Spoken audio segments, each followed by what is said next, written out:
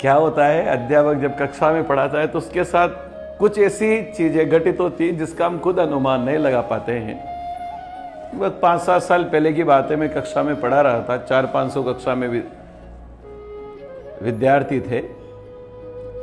एक विद्यार्थी आया, आधे घंटे लेट आता है और आते ही बैग ही रखा होगा, इतने में वो मुझसे प्रश्न पूछता है, सर छात्र ने प्रश्न पूछा, मैंने उत्तर दे दिया। दूसरे दिन फिर वह विद्यार्थी आता है, आते ही प्रश्न पूछता है।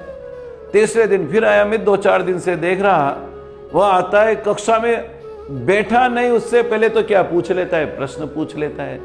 मेरे चक्कर समझ में नहीं आया। मैंने कहा यार चक्कर क्या है, अभी तो एक कक्षा में बैठा ही नहीं, इसको पता ही नहीं है विषय वस्तु क्या चल रही है, और आते ही प्रश्न पूछा। मैं भी उत्तर देता रहा, लेकिन चूंकि अध्यापक तो आप जानते हो मनोविज्ञान का ज्ञाता होता है और हिंदी वाले तो आप जानते हैं शेष से विशेष होते हैं। मैंने उससे बाहर पूछा, मैंने कहा तू आते ही प्रश्न क्यों पूछता है? तो वो क्या उत्तर देता है, सर मैं घर से पढ़ के आता हूँ तो पूछता हूँ। मैंने कहा आते ही क्यों पूछता है, बाद में क्यों नहीं पूछता? तो उसने पहले तो बताया नहीं, लेकिन फिर मैंने उससे पूछा, मैंने कहा तू सही सही कारण बता कि सर मेरी सगाई हो गई।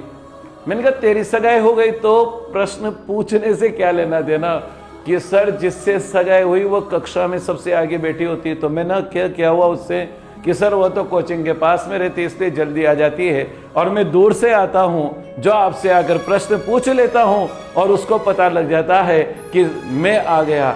मैंने कहा भाई तो तेरी लाइफ बनाने के चक्कर में मेरी क्यों बिगाड़ रहा है, मेरी क्यों बिगाड़ रहा है? ऐसे ऐसे वाकयात कक्षाओं में घटित होते हैं। अध्यापक कई सारी